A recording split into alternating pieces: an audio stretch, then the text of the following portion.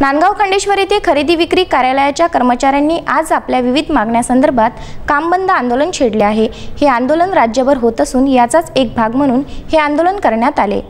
गतिमान व लोकाभिमुख सेवेची हमी देणाऱ्या नोंदणी व मुद्रांक विभाग जनतेस दस्त नोंदणीची सेवा देणाऱ्या व महसूल संकलन करणारा विभाग म्हणून ओळखला जातो, परंतु हाच विभाग आज आपल्या अनेक समस्येसोबत झुंजत आहे। प्रशासनाने आपल्या मागण्या मंजूर करण्यात याव्या याकरिता शासनासोबत अनेकदा पत्रव्यवहार करून सुद्धा शासनाचे हेतू परस्पर दुर्लक्ष होत असल्याने या कर्मचाऱ्यांनी आपल्याकडे अनेक मागण्या घेऊन काम बंद आंदोलन राज्यभर छेडले आहे। याचाच एक भाग म्हणून नांदगाव खंडेश्वर येथे सुद्धा काम बंद आंदोलन छेडल्याने खरेदी विक्री करणाऱ्या नागरिकांची चांगलीच तारांबळ उडाली होती।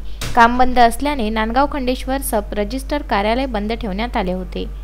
राजपत्रित तथा अराजपत्रित अधिकारी कर्मचारी संघटना यांनी आज दिनांक 28/7/2020 रोजी लेखणी बंद आंदोलन करण्याचे योजिले आहे।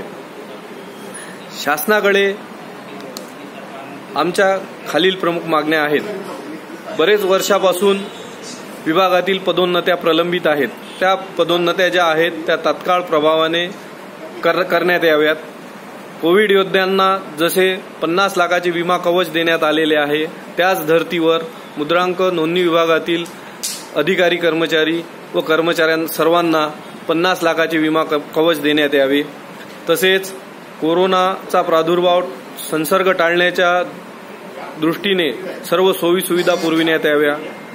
विभागाचे 800 करोड रुपये भूमी अभिलेख विभागाकडे हस्तांतरित केलेले आहेत। PLAची रक्कम ती देखील तात्काळ या विभागाकडे वळती करण्यात येऊन त्याचा विनियोग विभागाच्या कार्यक्षमतेकडे करण्यात यावा। या मागण्यासह इतर अजून 8 ते 10 मागण्या आहेत। या मागण्यांची पूर्तता न झाल्यास दिनांक 4/8/2020 पासून नोंदणी विभागातील अधिकारी कर्मचारी